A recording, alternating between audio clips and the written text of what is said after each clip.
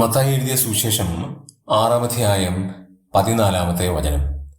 നിങ്ങൾ മനുഷ്യരോട് അവരുടെ പിഴവുകളെ ക്ഷമിച്ചാൽ സ്വർഗസ്ഥനായ നിങ്ങളുടെ പിതാവ് നിങ്ങളോടും ക്ഷമിക്കും. ഇവിടെ ഒരു കണ്ടീഷൻ ആൻഡ് പ്രോമിസ് ആണ്. ഒരു കണ്ടീഷനുണ്ട്. എന്താണ് ആ കണ്ടീഷൻ? നാം മനുഷ്യരോട് അവരുടെ തെറ്റുകളെ, പിഴവുകളെ ക്ഷമിക്കണം. പിഴവ് എന്നൊരു പദമാണ് ഉപയോഗിച്ചിരിക്കുന്നത്. മനഃപൂർവ്വം ചെയ്യുന്ന തെറ്റുകളല്ല, അബദ്ധത്തിൽ ചെയ്യുന്ന തെറ്റുകളാണ്.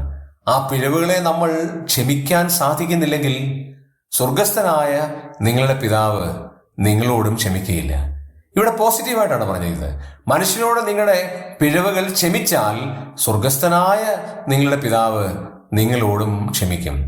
നാം ഈ ലോകത്തിൽ മറ്റു മനുഷ്യരോട് ചെയ്തിട്ടുള്ളതായ തെറ്റുകൾ, പിഴവുകൾ നാം ക്ഷമിക്കാറുണ്ടോ? നാം ക്ഷമിച്ചാൽ മാത്രമേ ദൈവത്തിന് നമ്മോടും ക്ഷമിക്കാൻ കഴിയുള്ളൂ. ഇത് വളരെ വ്യത്യസ്തമായൊരു ക്രൈറ്റീരിയയാണ്, മാനദണ്ഡമാണ്. പലപ്പോഴും നമ്മൾ കേൾക്കുന്നതാണെങ്കിൽ പോലും അതിന്റെ ആഴം ഒന്ന് ചിന്തിച്ച് ദൈവത്തിന് മുമ്പാകെ നിഷ്കളങ്കരായി ജീവിപ്പാൻ ദൈവത്തിന്റെ പരിശുദ്ധാത്മാവ് നമ്മെ സഹായിക്കുമാറാകട്ടെ.